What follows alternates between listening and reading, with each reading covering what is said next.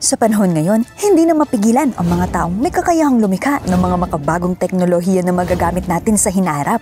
Hi guys! Welcome back sa iChan4 TV. Kumusta kayo? Sa videong ito, ibabahagi ko ang 7 mga sasakyan sa taong 2050. Aabutin pa kaya natin? Samahan niyo kung alamin kung ano ang mga ito. Kaya tara, umpisahan na natin.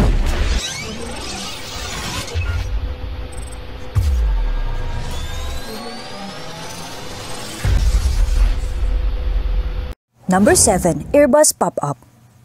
Ang sasakyang ito ay pinapatakbo ng isang fully electric with zero emission na ang ibig sabihin walang lumalabas na usok sa sasakyan at tanging kuryente lamang ang gabay upang ito ay makatakbo. Ang konseptong ito ay ginawa at idinisenyo upang maiwasan ang kasikipan ng trapiko sa mga masisikip na syudad.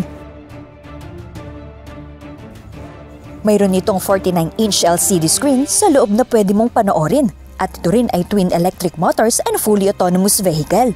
Ang kagandahan pa ng sasakyan ay hindi lang tumatakbo sa himpapawid, kundi tumatakbo din sa streets na daanan at kaya nitong magkarga ng 2 tao sa loob ng sasakyan na may kakayahang tumakbo sa bilis na 31 miles with fully charged on the ground at 81 miles with fully charges naman sa himpapawid.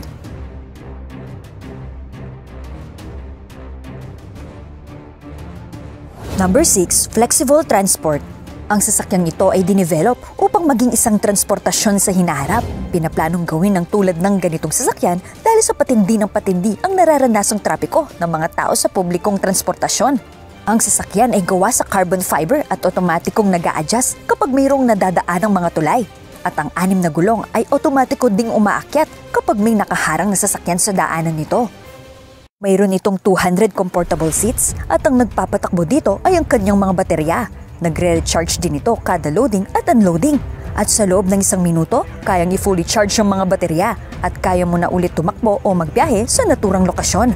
Ang isa pang nakakabangha ay mayroon itong passenger station na kung saan pwede kang mag-shopping, kumain, mamasyal depende sa kung ano ang gusto mo. Number 5. Transit Elevated Bus. Ang bus na ito ay tumatakbo na mayroong nakapirming ruta. Hindi ito tulad ng mga pangkaraniwang bus natin. Ito ay sumasaklaw sa lapad ng 2 daanan ng trapiko. Kayang dumaan ng 2 sasakyan sa ibaba ng bus dahil may lapad ito na 7.80 meters na kasing luwang ng 2 sasakyan. Ito rin ay nagbibigay alarma at babala sa mga kotseng tumatakbo na masyadong malapit dito. Nagbibigay rin ng senyales at warning sa mga iba pang sasakyan kapag malapit na itong lumiko.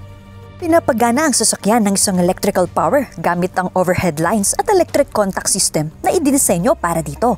Tumatakbo din ang sasakyan sa humigit kumulang 37 miles per hour o 60 km per hour. Sinasabi ng China News Agency, kaya daw itong magkarga hanggang 300 pasahero at ini-implement pa ito para makasakay hanggang 1,000 at 200 pasahero upang ang trapiko ay maging magaan para sa mga ibang empleyado. Ayos, diba?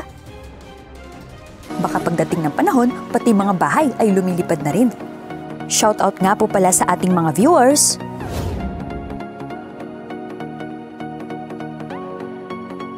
Huwag niyo rin pong kalimutan mag-like and comment kung nagustuhan niyo ang topic natin ngayon. Marami pong salamat sa panonood. See you in my next videos. Bye-bye!